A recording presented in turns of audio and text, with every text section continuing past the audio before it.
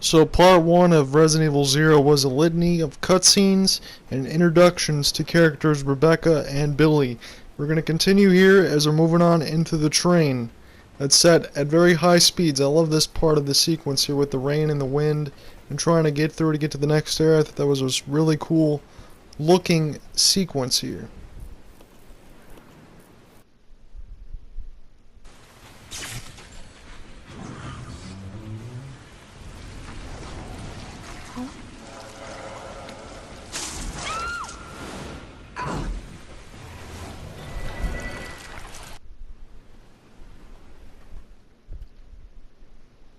So now, as I alluded to in the first part of the video at the end, you are broken up again, and you have a little service lift to carry some items. So what you're really going to do here is just check around, obviously get the next item you need, and that would be this train key right here, and then you throw it up into the service lift.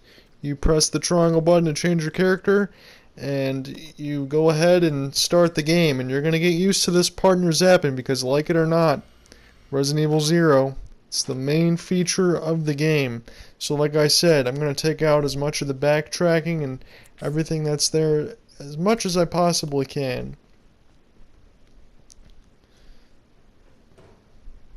And there's a lot of cutscenes in here too. With these modern day games now, I don't know how everybody always feels about that.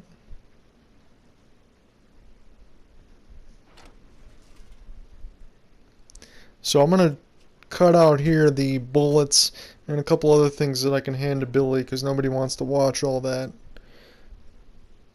So now that we end up going back, you go back to where, the dogs coming out and all that. You want to use the train key, the conductor's key. You have to fight your way through here. So I ended up giving all the bullets and everything else that Rebecca had in her hand, give to Billy, because Billy in this game, you don't want to be taking damage obviously, but if you have to, he's your main protagonist that you want to use to carry the offense, because he can take more damage than Rebecca.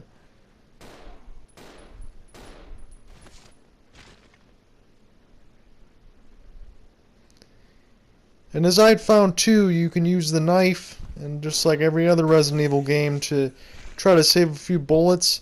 But when you're surrounded by a lot of zombies, you're not sure when they're going to get up sometimes, and it's just a waste.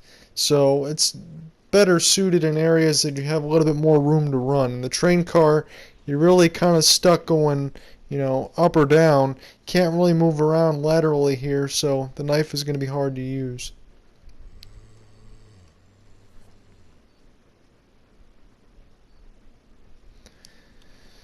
And a lot of people try to play this game on emulators, especially Dolphin and some of the stuff like that. And if you didn't know, Resident Evil 0, well, even if you already have a copy of the game, you try to play that on your computer, this won't load because of the train sequence and everything else. Whatever the real-time shadows and all the other things that are going on in this game here, it will not load Resident Evil 0. You can play the original Resident Evil on PC if you like on a GameCube emulator on Dolphin, and it runs pretty well. But thanks to the remasters here for Resident Evil and Resident Evil 0 by Capcom, you no longer have to worry about that. If you're playing it on I believe it's also on the PlayStation 3 and the 360 as well. It's just in 720p instead of 1080p.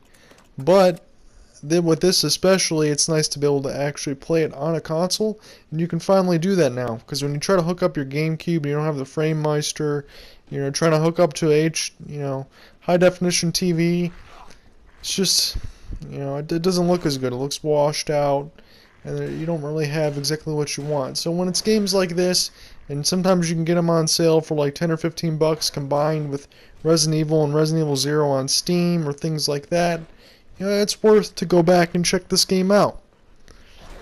Now, I wouldn't rank it in terms of, Resident Evil quality. I do think this is a good game, and it does deserve to stand on its own. It's just whether or not you really care about the partner zapping system. But once you actually get to a first save point, and we'll talk about that as we go throughout these videos, then I think the game does get a little bit better. Now, the problem with the train car, especially here, is if you screw up and you get hurt a lot, you're more apt to just start the game over and skip through the cutscenes and go back to the beginning, because you want to save a lot of your healing items and everything else that you get. And also keep in mind, you see the green herb and the red herb there on the right hand side. You're more apt, because you don't have item boxes in this game, to just say, hey, I'm going to leave that stuff there and not worry about picking it up, because after the train car incident, I might end up getting all my items back. But that's not the case. If you do not pick up the items when you initially see them and drop them on the floor, it will show as if you never picked up the items at all. So after the train car, you won't get any of your healing items or bullets or any of that stuff. So you got to keep that in mind. Otherwise, you're going to be playing this sequence over again. And quite honestly, guys, I did the same.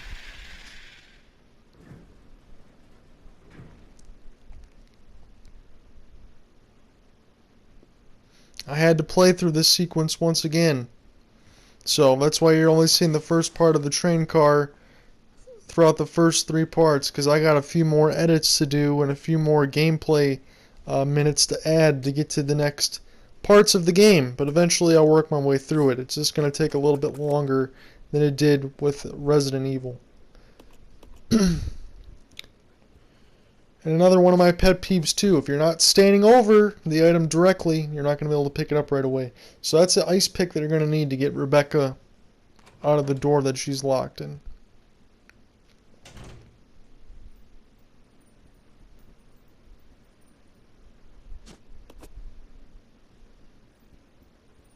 And if you hadn't already guessed, when you see a lot of ammo and a lot of healing items, that is your main component that's telling you that something is coming.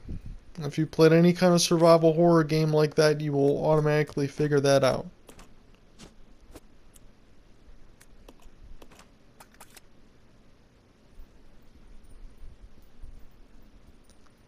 So I'm going to go ahead and make a quick sequence here as we try to get everything else that we can grab and just get ready for the next fight, because immediately it's going to be right where we just went to.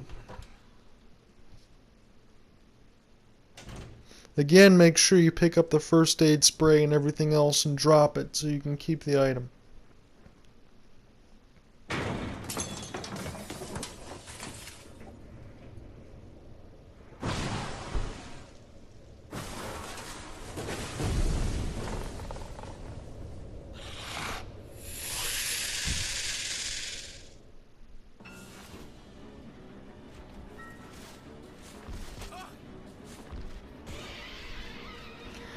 Now with the camera angle here in this boss fight, it's pretty important. You want to make sure, and I screwed up on this fight as you can see quite a few times, that you want to aim at the carapace, the soft spot of the scorpion. If you shoot it in the tail, then it will make a bounce noise. It'll make a noise that makes it sound like it didn't register as a hit.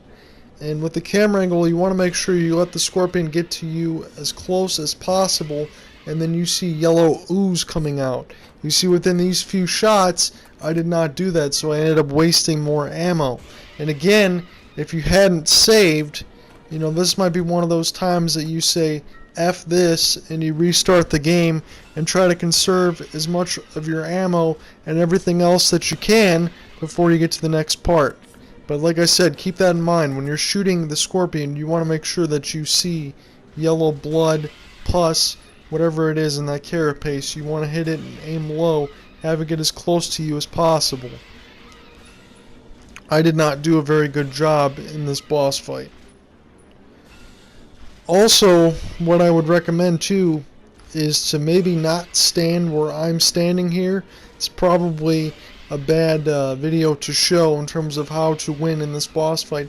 If you back up a little bit, which is where the door that you initially came out of, you're more likely, if you stand where I'm standing but just back up against the door, it gets the scorpion as close to you as possible, then it's more likely that you will register hits right in the center that you need to in order to take the scorpion out. But it's pretty much rinse and repeat. It's not going to do too much to you as long as you end up getting this strategy. So basically, all this fight is about bullet conservation. There, I forgot to reload manually, so I took a hit.